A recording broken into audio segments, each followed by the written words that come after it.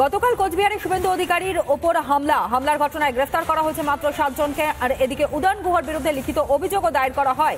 উদয়ন সহ 41 জনের বিরুদ্ধে অভিযোগ দায়ের করেছেন শুভেন্দু অধিকারী। 41 জনের নামে এফআইআর, গ্রেফতার করা হয়েছে 7 জনকে, যেখানে বাকিরা কবে গ্রেফতার হবে। এফআইআর এর নাম রয়েছে উদয়ন গুহর, উত্তরবঙ্গ উন্নয়ন মন্ত্রীর, এবং উদয়নের নেতৃত্বে এই হামলার অভিযোগ। বাংলাদেশিরা হামলা চালায় গাড়িতে, অভিযোগ তুলেছেন খোদ বিরোধী দলনেতা শুভেন্দু অধিকারী।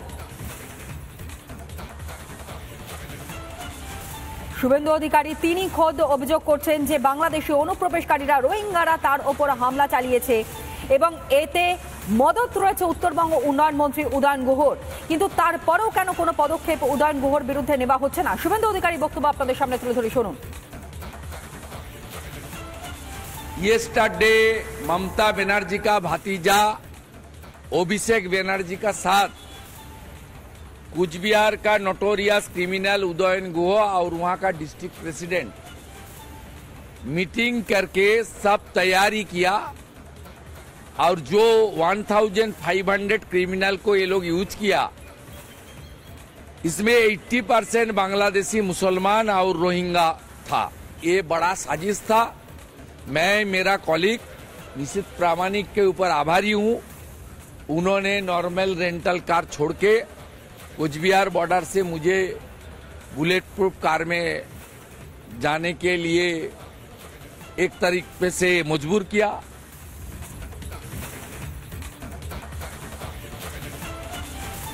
শুভেন্দু অধিকারী সেই বক্তব্য আপনাদের সামনে তুলে ধরলাম, যেখানে তিনি স্পষ্টত জানিয়েছেন উদয়ন গুহর মদত ছিল এবং সেই মদতেই অনুপ্রবেশকারীরা তারা মেরেছে, আমায় মেরে ফেলতে চাইছিল। উদয়ন গুহর মদতেই হামলা হয়েছে, এমনটাই অভিযোগ করতে শোনা যায় রাজ্যের বিরোধী দলনেতা শুভেন্দু অধিকারীকে। আর এদিকে এফআইআর এ উদয়ন গুহর নাম থাকা সত্ত্বেও কেন কোনো পদক্ষেপ নেওয়া হলো না, সেই বিষয়েও কিন্তু ইতিমধ্যে ক্ষোভ উগরে দিচ্ছেন বিজেপির সমর্থকেরা। রুদ্রনীল ঘোষ বিজেপি নেতা, তিনি এই ঘটনা তীব্র নিন্দা করেছেন এবং একটি কবিতাও লিখেছেন, আপনাদের সামনে তুলে ধরে শুনুন। এক পুরনো প্রবাদ আছে যে শয়ে সে রয়। এক পুরনো প্রবাদ আছে যে শয়ে সে রয়। আর টিকে থাকতে আজ শাসক বলছে দেখাও লোককে ভয়। ভয় দেখানোটা আসল কথা, সামনে দেখাও মিথ্যে। ভয় দেখানোটা আসল কথা, সামনে দেখাও মিথ্যে। তুমি সত্যিটাকে আড়াল করছো শাসক, অধর্ম যুদ্ধে জিততে। শাসক তোমার মুখোশ খুলছে যারা, পাচ্ছ তাদের ভয়।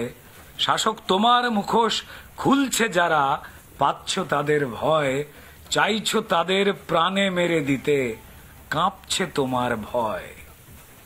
তুমি বিদেশিগুলোকে দেশি বানাচ্ছ, দিচ্ছ বানিয়ে ভোটার।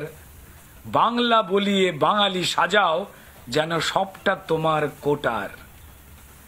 ধরা পড়ে গেলে, শাসক ধরা পড়ে গেলে তুমি হল্লা করছো। ধরা পড়ে গেলে হল্লা করছো, করছো হুলুস্থুল। বাঙালিকে নিয়ে একই অপমান বলে বুঝিয়ে যাচ্ছ ভুল। গ্রামে ও শহরে দিচ্ছ মিলিয়ে আসল নকল ভেজাল। বিদায় বেলায় অস্থির তুমি, আসলে তুমি নাজেহাল। তোমার এতই দরদ বাঙালির প্রতি, ভিখারি করেছ লুটে। তোমার এতই দরদ বাঙালির প্রতি, তুমি তাদের ভিখারি করেছ লুটে। তুমি বাঙালি লুটছ শহরে গ্রামেতে, ইঞ্চি অথবা ফুটে। প্রতিরোধ হবে, প্রতিবাদ হবে, যত করো বাড়াবাড়ি। শাসক প্রতিরোধ হবে, প্রতিবাদ হবে, তুমি যত করো বাড়াবাড়ি। আটকালে পথ, পথ খুলবেই, আমরাই অধিকারী, আমরাই অধিকারী।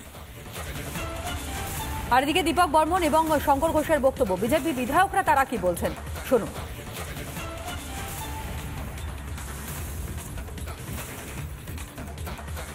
মাননীয় বিরোধী দলনেতার উপরে যেভাবে আক্রমণ হলো, পুলিশ সেখানে কি করছিল? 41 জনের মধ্যে বাকিরা ধরা পড়বে কিনা যথেষ্ট সন্দেহ রয়েছে আমাদের। যারা ওখানে আক্রমণ করলো তাদেরকে কেন চিনতে পারছে না পুলিশ? তারা কারা? তারা আদৌ ভারতবর্ষের নাগরিক তো? এখানে থাকে তো? আসলে এরা কারা? এদেরকে রক্ষা করবার জন্যই আজকে তৃণমূল কংগ্রেস তথা মাননীয় মুখ্যমন্ত্রী তারা আজকে বিভিন্ন জায়গায় মিছিল করছে।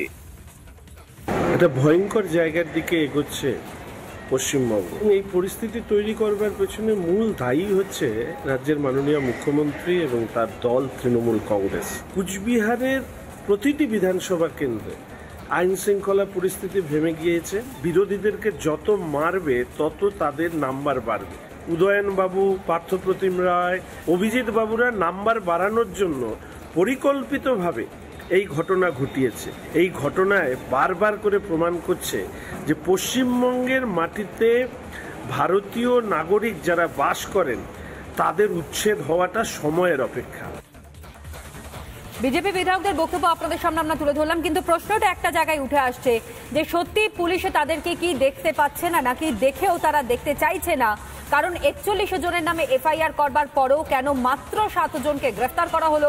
বিজেপি সমর্থকেরা, বিজেপি কর্মীরা, এমনকি বিজেপি বিধায়করা তারা রীতিমতন প্রশ্ন তুলছেন কি কারণের জন্য এখনো পর্যন্ত এই 41 জন যাদের নামে এফআইআর করা হয়েছে, যার মধ্যে উত্তরবঙ্গ উন্নয়ন মন্ত্রী উদয়ন গুহ রয়েছে, কোনো পদক্ষেপ তাদের বিরুদ্ধে পুলিশ এখনো গ্রহণ করছে না।